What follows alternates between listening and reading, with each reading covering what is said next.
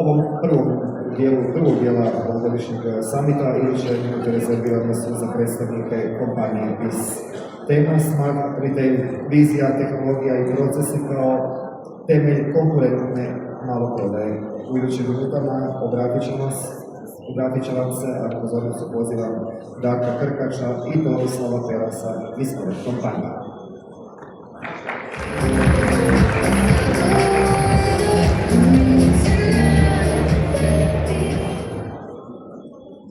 Dobar dan svima.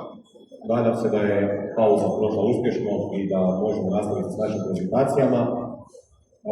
Današnja tema Smart Retail, vizija, tehnologije i procesi kao temelj konkurentne maloprodaje. Pitanje za vas prvo jedno. Pretpostavljam da u ulozi kupca, ne menadžera, ne voditelja, ne direktora, obavljate svoje kupovine u lokalnim trgovinama svakodnevno. Vjerojatno su neki obavili možda jutros, neki će obaviti to popodne. Iskustvo u toj kupovini nas kao kupaca se svodi na to da u toj trgovini dolazimo svaki dan, znamo gdje se nalazi kruh, znamo gdje se nalazi mlijeko, znamo gdje se nalaze gazirana pića, alkoholna pića, sve nam je to poznato. Ali pojavljuje se jedno drugo pitanje, a to je što sve stoji iza te naše kupovine. Što se u pozadini odvija, koji su to procesi, koje su to tehnologije i kako bi sve to funkcioniralo da mi budemo jedan zadovoljan kupac. Vraćamo se u našu ulogu, vašu ulogu menadžera, ulogu direktora, ulogu nekog voditelja, čak na kraju i onog radnog bilancu prije kupca, a to su poslovođe i sami trgovci. Da bi sve informacije o vašim prodajama, o vašim profitima bile dostupne, tu menadžeri i direktori koriste aplikaciju koja se zove Live Promo. Stvar je u tome da su tu podaci dostupni odmah. Svaka prodaja u vašoj trgovini je vidljiva odmah po zaključenju računa. Znači možete vidjeti uspješnost vaše akcije, mogućnost prodaje preko loyalty karta, odnos da li je bilo više plaćanja gotovinom ili karticom, da li je prodaja i prodajna akcija bila u potpunosti uspješna kao start. Ako nije, ovo je podloga za brzo donošenje odluka. Sve to što vama treba su ti ključni izvještaji u stvarnom vremenu. Znači vama podaci trebaju odluku sada da bi donijeli nekakvu ključnu odluku u narednih 1 ili 2 što se odnosi na vaš retail i vašu prodaju. Jednostavno i brzu analizu i brzo donošenje tih odluka i podršku za sami rast i planiranje. Ovako izgleda vaš trenutni back office sada, vrlo vjerojatno da u trgovini. Jer ova gospođa ili voditelj, vaš poslovođa koji radi u toj trgovini, zatrpani papirima. Ne izlazi iz te prostorije unutar trgovine i muku muči da bi to sve funkcioniralo. Kako ćemo ovo riješiti u sadašnjem vremenu, danas? Postavit ću vam jedno pitanje, a to je koliko svatko od vas poznaje svog voditelja trgovine lokalno u kojoj kupuje? Na to pitanje ćete mi vi dati odgovor, ali na taj način da skenirate ovaj QR kod i anonimno odgovorite na pitanje. Znači, nema registracije, nema ničega, skenirajte QR kod i molim vas dajte jedan od ponuđenih odgovora, da li poznate, ne poznate ili znate tko je. Daću vam malo vremena da to odradite, pa ćemo ono po onim modernim stvarima odbrojati to. 10, 9, 8, 7, 6, 5, 4, 3, 2, 1. Evo, pričekat ću još sekundu, 2, samo da vi to odradite, spustite svoje mobitele, odglasite pa ćemo onda prikazati te rezultate odmah sada.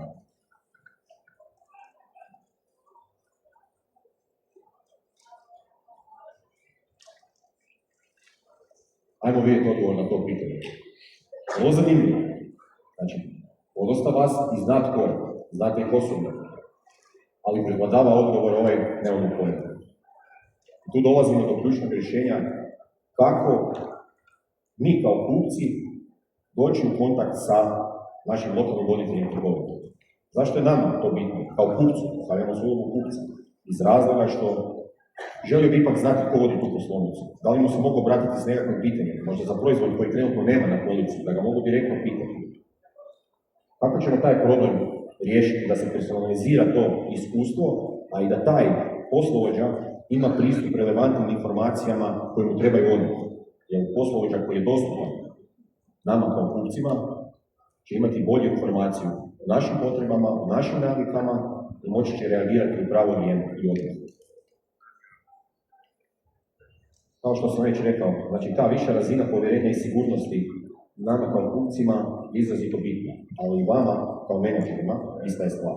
Znači bitno je da se naši kupci osjećaju sigurno i da imaju povjerenja u naše trgovine, u naše poslovođe, u naše zaposlenike i da možemo to personalizirano iskustvo prebaciti na nekakav viši nivo. Odgovor na ovo naše ključno pitanje sa prethodnog slajda, da li pomaknuti našeg poslovođu u prostor unutar trgovine, izbaciti ga iz onog back office gdje je sjedio pun papira za minut, sad nije znao kako prvi problem riješiti, je odgovor sa mobilnom back office aplikacijom. To je aplikacija u kojoj smo poslovođe, voditelji trgovina prebacili u shop floor. Znači omogućili smo im sve funkcije i sve mogućnosti koje ima u klasičnom back office-u da ih odradi u shop flooru na prostoru gdje su kupci, gdje se nalaze kupci. Pustit ću vam jedan kratak video pa vas molim samo da pogledate funkcionalnosti i vratite pažnju na inventure, otpise, primke, sniženja pred istek roka, provjer cijena, sve stvari koje se dešavaju na samom shop flooru.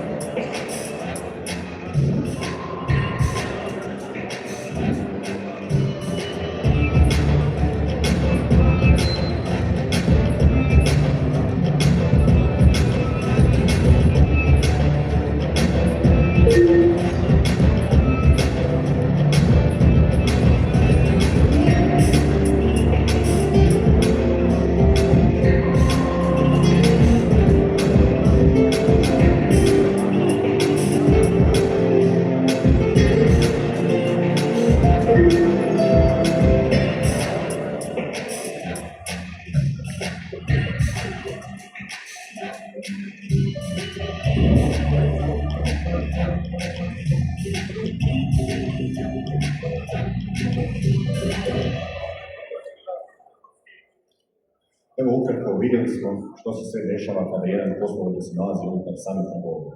Naravno, sve ovo je bitno da bi on automatski sa svakim svojim klikom bio povezan sa klasičnim back office-om i uspio odraditi sve što mu treba, naravno, reagirati na vrijeme za potrebe kupaca. Sad, da li je to sve? Da li smo zadovoljili sad potrebu kupca s time što smo ga prebacili u samu trgovinu o poslovođu? Rekao bi da da i ne. Tu se pojavljuje još jedna bitna stvar, a to su elektronske etikete. Da bi vi mogli, kao pravi menadžeri, kao voditelji, kao neko ko odlučuje, reagirati i prilagoditi se svom kupcu u onih klasičnih cijena koje sada imamo na papirima, pa radimo promjenu cijena kataloga, nečega, reagiramo tako da sve ovisi o voditelju trgovine ili zaposlenicima u istu. S elektronskim etiketama smo približili dodatno personalizirani doživljaj kupca vaše trgovine. Znači vi možete sami promijeniti cijene tokom dana, prilagoditi se jutarnjoj kupovini i popodnevnoj kupovini. Ujutro kupuju umirovljenici, majke s malom djecom, trudnice, a popodne su poslovni ljudi u trgovinama nakon rush hour. Vi možete proizvode, znači imate analitiku preko prometa, direktori mogu sve vidjeti, voditelji, i i možete odlučiti da popodne vrijede jedne akcije, ujutro vrijede druge akcije. Znači, bez papira, bez grešaka, velikom brzinom. I to se događa trenutno sada. Mijenjanje procesa koji se dešavaju sada vrijede, trebaju se promijeniti odmah i čim prije, da bi mogli u stvari dočekati ono što slijedi. Kada je sve to povezano, cijeli procesi su se prilagodili današnjem vremenu, i elektronike, i promjena cijena, i analitike. Znači, vi možete realno uz nekakvu dobru aplikaciju pratiti svoju konkurenciju. I uz pomoć elektronskih etiketa vi možete prilagođavati se konkurenciji, cijenama i biti tu negdje, biti konkurentni. Tako da danas i ovo što sad radimo i ovo što ste vidjeli, a ono što nam slijedi sutra ili za 10-ak dana ili možda godinu će reći kolega Tomislav koji će se dodatno navezati na ovu prezentaciju. Hvala vam puno.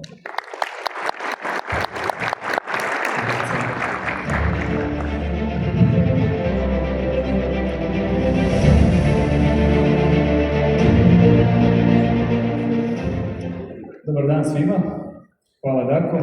Pa evo idemo dalje, stvarno idemo dalje, imamo puno toga još za ponoviti. Ono čem ćemo dalje pričati, ako to radi, ako može nazad, mora i naprijed. Od dostupnih tehnologija za vaš prvi pametni dućan. Ali da bi razumjeli uopće pametne trgovine, ajmo proći kroz 5 osnovnih kategorija. Kažu da jedna od kategorija da nema osoblja, da je unmanned, da postoji mogućnost rada pruža 24/7, da je manjih površina u prosjeku u Europi od 30 do 80 kvadratnih, da je samo kartično plaćanje i da je potrebna registracija.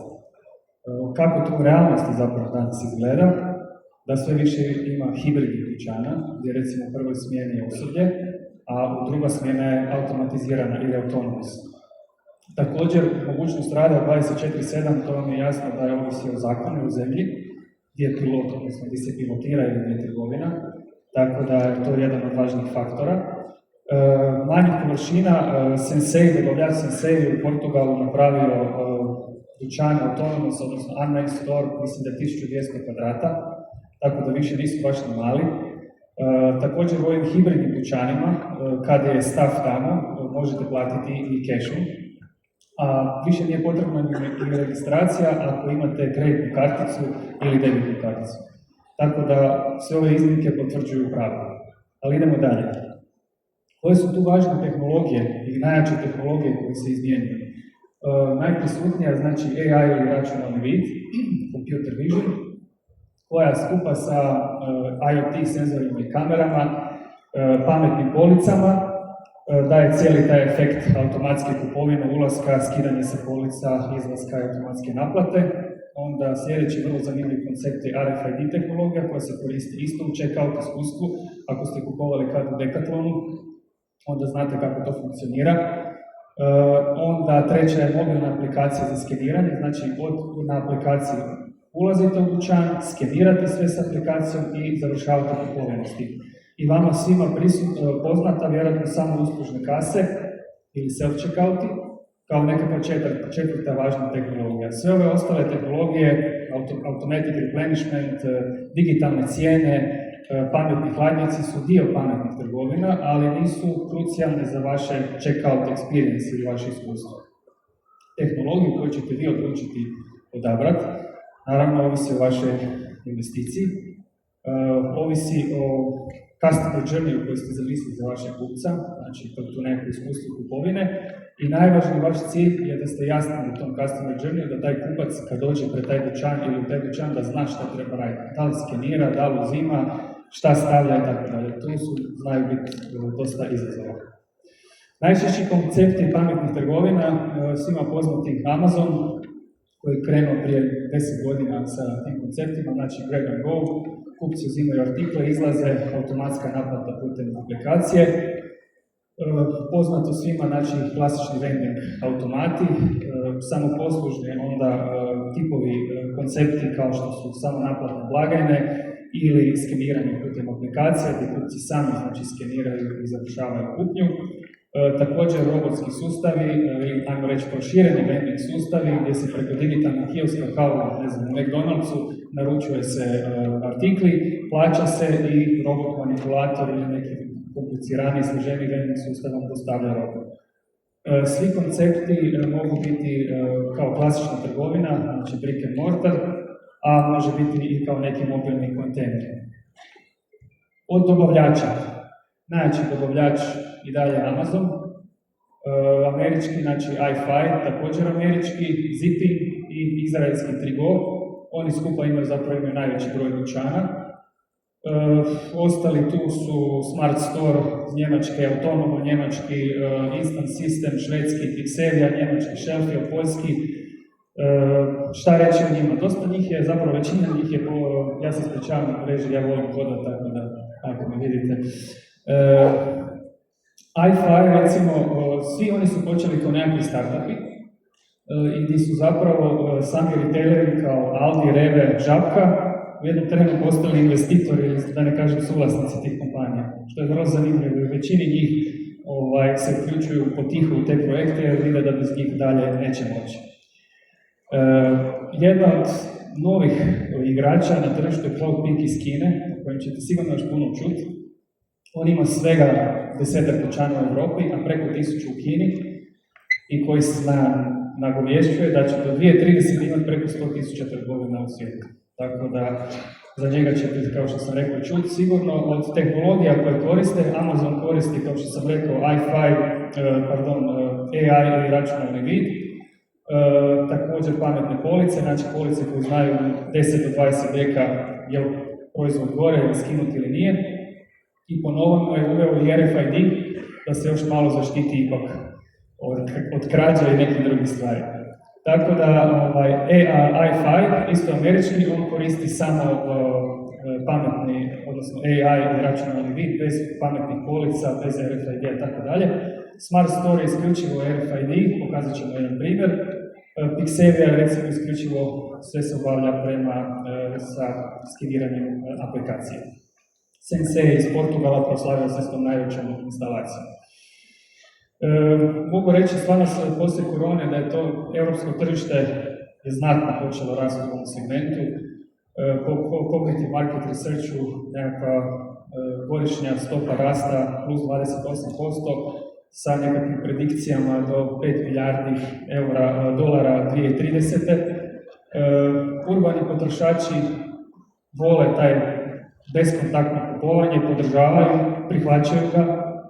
Katalizator dodati tome su radni troškovi koji rastu i problem uopće nalaženju radne snage. Također, u tim manjim formatima energetska održivost je jednostavnija, odnosno efikasnija. Popre ovoj analizi i projekciji Cognitive Research Marketa, znači očekuje se da će se kompletna unmanned, znači trgovina koja će se u unmanned store događati, će do 2033. biti preko 12 milijardi dolara. Gdje se najviše razvija trgovina bez osoblja? Što se tiče Europe, Njemačka je daleko napredna, znači mislim da trenutno imaju preko 700 trgovina, do kraja godine bi mogli imati 900. Poljska isto je vrlo snažna tu, možemo čak reći da Poljaci sa Žabkom su jedini napravili pravi rollout sa nekakvih 60 trgovina, svi ostali, jer ih ima puno na tržištu, bit će ih još više, svi su nekakvi piloti i testing fazama, osim Amazon. Iako je Amazon Fresh u UK-u zatvorio, to je vrlo interesantno, kako se to, ali opet s druge strane skočio je broj tih hibridnih blagajni, koja je neka kombinacija self-checkouta, identifikacije ulaska i tako dalje. Tako da događaju se zanimljive stvari na tržištu i zapravo ćemo vidjeti da li ta AI skupa tehnologija hoće li ostati za checkout experience ili će biti samo nekakav katalizator ili dodatak da gleda pametno, da gleda police, jer shelf stockout gore, da javlja replenishment sustavu, da automatski naručuje, da smanjuje shrink, odnosno manjak, nedostatak robe ili krađe, ili će ostati na ovom checkoutu. Jer ova druga jednostavnija rješenja i financijski povoljne investiciji dosta pušu za vrat ovoj prvoj s kojim je to sve krenulo. Ostala tržišta u rastu su Portugal, Španjolska, Italija, Švedska. Nordijske zemlje dapače jako rastu ovim mobilnim i outdoor formatima, preko 30% je rast. S obzirom da dolazimo iz Hrvatske, evo u Hrvatskoj da kažemo neki presjek kakva je situacija tamo, uglavnom vending sustavi vladaju, jer ih je najveći broj, samo su zanimljivi, jedan je, ne znam, steak-o-mat, pa od 0 do 24 možete svoj omiljeni steak, neki ribaj, bilo šta pojesti, a ovi vending automati, isto kiosk 24, znači preko aplikacije naručujete robu, kupujete i na mnogim lokacijama Zagreba i šire kupite tu svoju robu, a one po kojem se ističe je Konzum Smart prodavaonica sad već 3 godine koja uspješno radi, koja je napravljena sa i-Fi dobavljačem, znači s tehnologijom i mi smo skupa imali isto jedan mali dio u tom projektu, zajedno smo radili taj Konzum Smart, pa evo ovim putem ako još niste bili, pokazat ćemo jedan kratki film kako to izgleda. Dobrodošli u Konzum Smart, prvu hrvatsku smart prodavaonicu. Za ulaz preuzmi ili otvori Konzum aplikaciju, a zatim skeniraj dobijeni QR kod. Kupnja je pravi užitak. Uzmi proizvode s police i samo stavi u svoju torbu. Tu je čak i kava za van. Ako nemaš torbu, na raspolaganju ti je naša. U ponudi su razni proizvodi, a kako ih uzimaš s police, kako se dodaju na račun. Ako se predomisliš, ne brini, samo vrati na policu, a pametna tehnologija će to zabilježiti. I to je to. Kad imaš sve, samo izađeš. A točan račun ti stiže na mail i Konzum aplikaciju. Pametno. Konzum Smart. Bez skeniranja, bez naplate na blagajni, bez brige.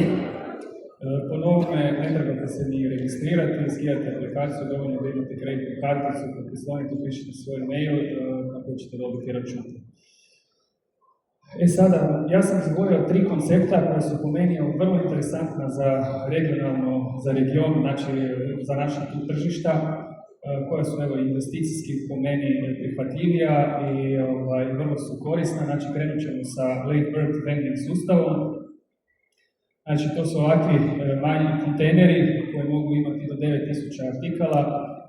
Naprijed su već spomenuti, ajmo reći, ja kažem McDonald's kiosci jer se tamo najčešće koriste, vi naručujete svoju robu, plaćate. Iza u pozadini su vending mašine složene u seriju i po sredini je recimo jedna transportna traka koja vama izbacuje ovu robu. Trgovina radi kao vending sustav od 0 do 24.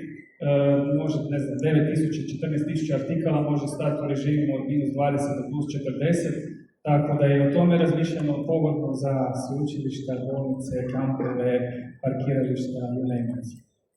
Inače, Late Bird je promijenio, to isto naš partner, promijenio Infinity Management sada ima.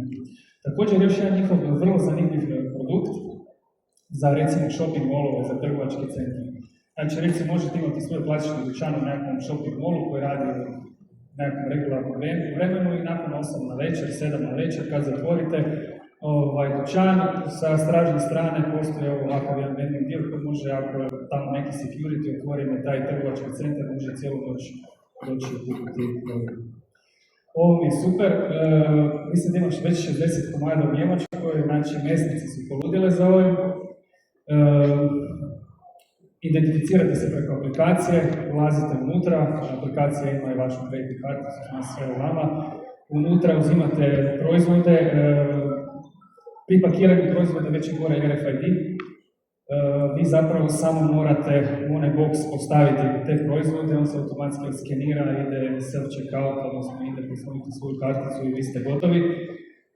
Zašto je RFID? I s tim imate najtočnije zalihe, riješili ste krađu, a i rok isteka, znate sve o njemu najbolje. Tako da tu je dosta tehnologija pohvalna i ovako su mobilni i šire se. Još jedan zanimljiv koncept od našeg partnera Kontio, koji je za KOP jednota u Slovačkoj napravio jedan, može se reći, hibridni dućan. Možemo ga nazvati, pa evo da vidite. Znači, aplikacija postoji za ulaz, bilo kod dobijete, očitava se, napravljena su dvostruka vrata, da ako slučajno neko uđe za vama, neće ući na sljedećim vratima. Normalno idete po dućanu, nema nekih skupih kamera, AI, pored su klasične CCTV kamere, elektronske etikete da pače su tu poželjne. Normalno uzimate robu koja je složena, recimo ako je hibridni mod, znači u prvoj smjeni je staff radio svoj posao, radili su tamo, normalno roba je složena, a ovo je recimo druga smjena koja je skroz automatizirana. Identificirate se na samonaplatnoj blagajni, odskenirate robu. Ja bi tu možda dodao jednu malu AI kameru iznad čisto da prati vaše skeniranje, jeste provukli 2 proizvoda, 1 proizvod i šta radite, pa da vas upozori. Plaćate, inače ima i pump sa strane Call for Help, identifikacija da ste platili račun i izlazite van. Evo, meni je ovo baš jedan super zgodan koncept, bilo on radio 24/7 ili ne. Kako vam pismo može tu pomoći? Definitivno u izradi prijedlogu koncepata automatizacije, vaše prve smart trgovine, u prilagodbi vaših poslovnih procesa, u prilagodbi customer journey-a ili odabira customer journey-a, odabiru implementacijske tehnologije, a i naravno usluzi podrške nadzora i održavanja takvih trgovina. Još nešto za kraj.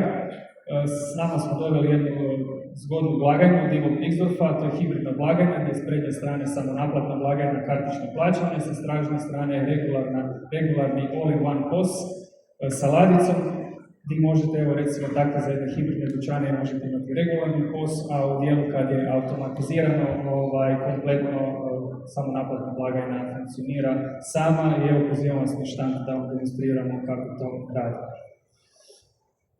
To bi bilo to. Zakoračite s nama u Smart Evu malo prodaje. Ja se nadam da smo Darko i ja vam dali nekakve nove ideje, da budete još operativniji, izvrsniji i profitabilni. Ako želite ovu prezentaciju, imate QR kod pa možete skenirati.